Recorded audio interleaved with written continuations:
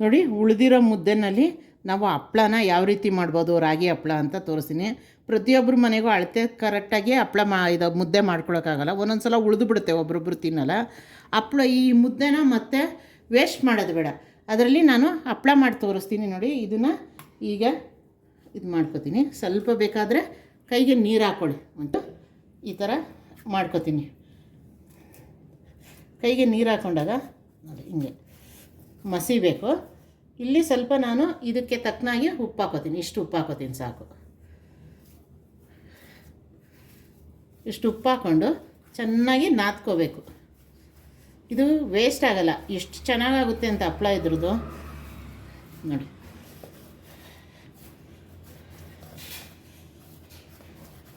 ನೋಡಿ ಈ ಥರ ವೇಸ್ಟ್ ಆಗೋದಿಲ್ಲ. ನಾದ್ಕೊಂಡಾದ್ಮೇಲೆ ಸಣ್ಣ ಸಣ್ಣದು ಉಂಡೆಗಳಾಗಿ ಮಾಡ್ಕೋತೀನಿ. ನಿಮ್ಗೆ ಎಷ್ಟು ಅಗಲ ಬೇಕೋ ಅಷ್ಟು ಅಗಲ ಮಾಡ್ಕೊಳ್ಳಿ.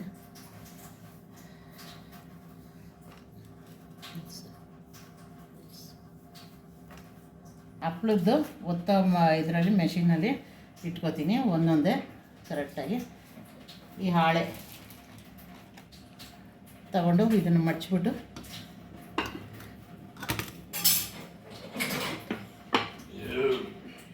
ಎಷ್ಟು ಚೆನ್ನಾಗಾಗುತ್ತೆ. ಇದನ್ನು ಒಂದು ಕವರಿನ ಮೇಲೆ ಹಾಕ್ಕೊಂಡ್ರೆ ಆಯಿತು.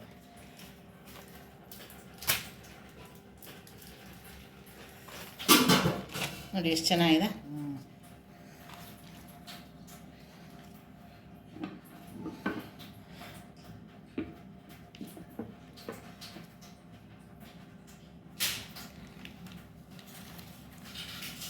ಇದನ್ನು ತೆಗೆದು ಒಂದು ಕವರಲ್ಲಿ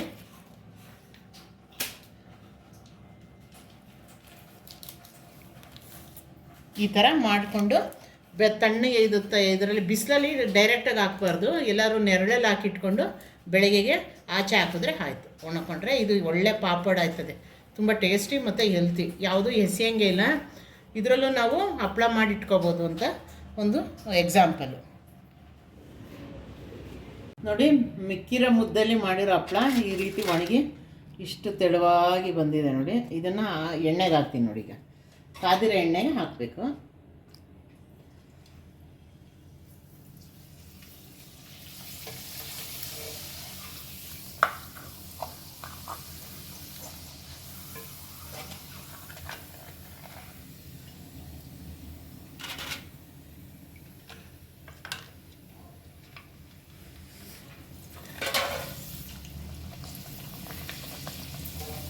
ಎಷ್ಟೆಲ್ಲ ಬರುತ್ತೆ ಹಪ್ಪಳ.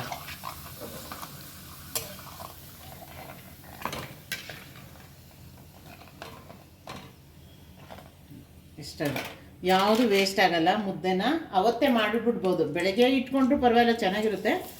ಟೈಮ್ ಇದ್ದಾಗ ಎಷ್ಟೊತ್ತು ಮಾಡೋದಕ್ಕೆ ಒಂದು 13ರಿಂದ 14 ಹಪ್ಪಳ ಆಗುತ್ತೆ, ಮಾಡ್ಕೋಬೋದು ನೋಡಿ. ಇದು ತುಂಬ ಹೆಲ್ತಿಯಾಗಿರುತ್ತೆ, ವೇಸ್ಟು ಆಗಲ್ಲ ನೋಡಿ. ರಾಗಿ ಹಪ್ಪಳ ಎಷ್ಟು ಚೆನ್ನಾಗಿ ಬಂದಿದೆ ಮತ್ತು ಎಷ್ಟು ಕ್ರಿಸ್ಪಿಯಾಗಿದೆ.